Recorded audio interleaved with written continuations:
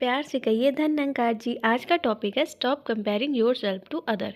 इसी में बेस्ड एक स्टोरी है। गोलू एक छोटे से शहर में रहने वाला एक सिंपल सा लड़का था। उसकी एक हैबिट थी जो उसको परेशान करती थी।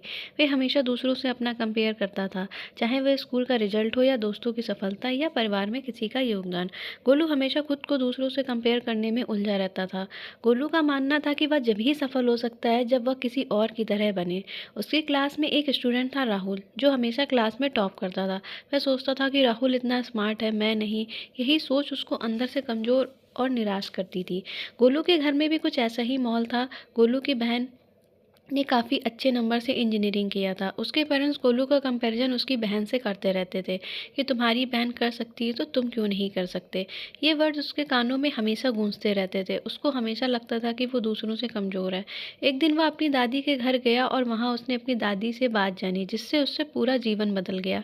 एक दिन दादी ने बाग में काम करने को बुलाया। गोलू ने हमेशा की तरह उदास था। वह फिर उन सफलता वाले दोस्तों से अपना कंपेयर कर रहा था। दादी ने गोलू को कहा कि तुम क्यों खुद का कंपेयर दूसरों से करते रहते हो। तुम्हारे पास भी अपना टैलेंट है। तुम याद रखो, जो तुम हो वही सबसे इम्पोर्टेंट है। हर इंसान का सफ़र अलग होता है और तुम सोचते हो कि दूसरों के पास ये है, वो उनके सेक्रीफाइस का परिणाम है। तुम अपनी जर्नी पर ध्यान दो। गोलू चुपचाप सुन रहा था। दादी की बात उसके दिल पर एक गहरा असर डाल रही थी। किसी का अपना सेक्रीफाइस होता है और किसी की सफलता का अपना सफ़र होता है। फिर दादी ने गोलू को एक कहानी सुनाई जो उसकी लाइफ का टर्निंग पॉइंट बन गई। उन्होंने कहा कि तुमने कभी प्लांट्स की देखभाल का काम किया है? एक प्लांट जब ग्रो करता है तो वह उसकी स्पीड से बढ़ता है जैसा उसको बढ़ना चाहिए। ये तुम नहीं देख सकते कि दूसरे प्लांट कितनी तेज़ी से बढ़ रहे हैं, क्योंकि हर प्लांट की अपनी स्पीड से बढ़ता है। तुम उस प्लांट का कंपेयर दूसरों से नहीं कर सकते, क्योंकि अगर तुम किसी प्लांट्स का दूसरों से कंपेयर करोगे तो तुमको सिर्फ निराशा ही मिलेगी। दादी फिर उसको कुछ प्लांट्स की देखभाल करने को कहती हैं। गोलू देखता है कि हर प्लांट्स का तरीके का बढ़ना अलग है।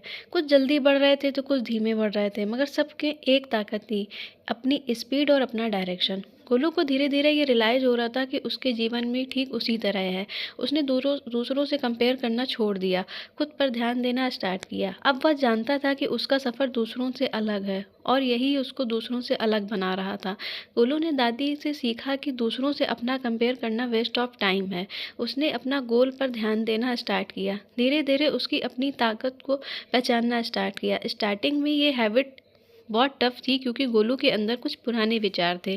गोलू ने डिसीजन लिया कि अब वह सिर्फ अपनी मेहनत पर विश्वास करेगा, ना कि दूसरों की सफलता के पीछे भागेगा।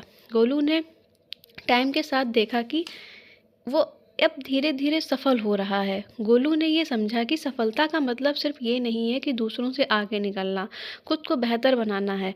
गोलू की कहानी से हम ये सीखते हैं कि जीवन का सफ़र का तुलना दूसरों से नहीं करना चाहिए। हर किसी इंसान का सफ़र अलग होता है, हर किसी का सैक्रिफाइस अलग होता है, हर किसी का संघर्ष अलग होता है और हर किसी की विकास का रफ्तार अलग होती है।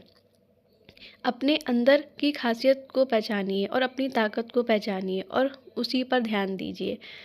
अगर आपको मेरी स्टोरी अच्छी लगी हुई हो तो आप भी अपने जीवन में उतार के देखिए। प्यार से कहिए धन्यंकार जी।